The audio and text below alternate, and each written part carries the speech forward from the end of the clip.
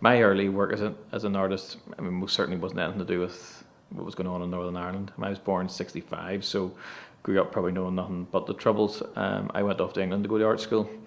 Did my foundation year here in Belfast, and the kind of work I was making then was stage photography in the landscape. I was also making large format black and white landscape photography, quite romantic actually. I look back on it, and even through my first 2 years at art college, um, increasingly the work became a bit more interested in things that were going on in the world. I made a piece of work in Brixton about the Irish community in Brixton. I was looking for things to connect with back home because I found England a very strange place to be. So it wasn't really till towards the end of my second year. Paul Graham was my tutor in the second year, and he was making his Trouble Land work at the same time. And I was very challenged by that work. I remember looking at it and thinking, this is ridiculous, and what rights he got to be going over there, an Englishman, driving over to Belfast in his Golf GTI and making these pictures about the Troubles and their landscapes. And there's a landscape of the estate I grew up in one of his pictures. Why would you want to photograph that? And it was a strange moment for me. But on reflection, I kind of thought, well, actually, at least he's doing something different. He's using photography through art practice as a way to think about the Troubles, and there wasn't really anybody else doing that at that time. And I remember having a bit of a go at him about it. We had a bit of an argument over a picture that he showed in a talk, and I think I was just being provocative. And he said to me, "Listen, you're from Northern Ireland. You're the person who should be making work there. So why aren't you?" And it was a challenge that I kind of thought, well, maybe he's right. And I did then make a piece of work under his tuition, really, which was about a diary I'd kept when I was about 15, and went back and photographed the sites that were talked about in the diary and so on. And that was the start. And the other factor really was, I think, when you leave the situation, and I mean, I was in Surrey of all places, it couldn't be any less Belfast. You really notice that you've come from a strange place. I mean, that the environment that we grew up in was bizarre, and that suddenly you experience real normality, that your normality was not normal. And then coming back at Christmas and Easter and summer was strange and I think much more heightened, and the experience was heightened. And of course, then I began to use my camera in that situation. I think the other factor were the conversations I had with people from outside of Northern Ireland. Again, bear in mind, not only did you have very limited contact with people from outside of Northern Ireland. I mean, I grew up in a working class area in North Belfast. Wouldn't have even had any contact with anybody from the other community, as they call it. So that was a real eye opener for me. And the conversations I had with people from Derry, who I had to go to Surrey to meet, a Catholic, Sean McGuire from Derry, good friend of mine, filmmaker, had conversations with me that were alien. To hear the history of Ireland and what was going on at that, back home from that perspective was something that happened at art school in England and not here. And anyone listening to this from that time will know that's the way it was. People didn't talk about those things when they were here. So I think my interest in the conflict and what was going on, and my own history and my own relationship to it, suddenly became something that I was obsessed with. I wrote my dissertation on propaganda censorship in Northern Ireland. So I just started buying books about the Troubles and about the history of it, and I guess that's where the work grew from. A very, very subjective, personal response to the Troubles.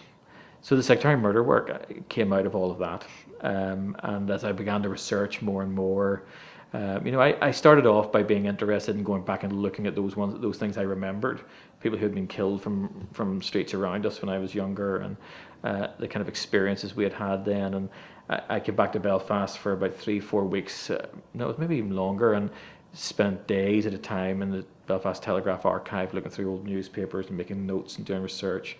And the slightly naive idea of that sectarian murder work in the first instance was to try to depoliticise the situation and say, look, 2/3 of the people killed in the Troubles were civilians. They weren't soldiers or paramilitaries.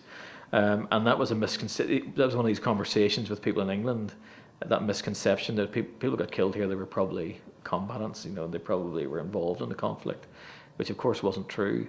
So there was an element of the work wanted to address that and say, look, ordinary people, ordinary lives in an ordinary city, and look what's going on. It's just strange. It's outrageous.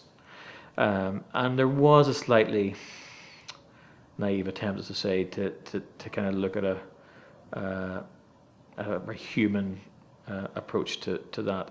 So I then went back to these sites where the murders had happened, took the reports from the newspapers. They were all in my notebooks and diaries. I'd go to the places, make the photographs. I think I probably photographed 50, 60 of those sites. The final series is sometimes 12, sometimes 15, but that's all.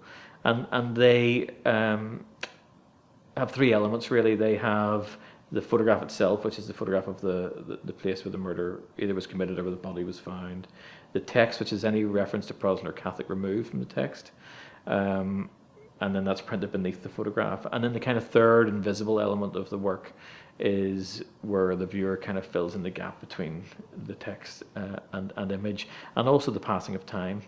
So, of course, the photograph is not made at the time, it's made after the time, and there's a gap between that, and another gap again between the person, you or I, looking at that work in the present. So it is also about time and about how the landscape repairs very quickly.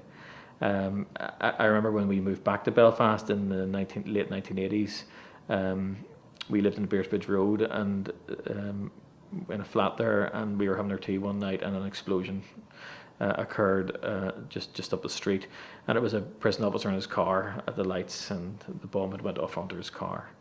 And of course it was chaos and people's windows are broken, all the kind of craziness when those things happen. But the next morning when I got the bus into work, everything was back to normal. There was a tiny scorch mark on the tarmac.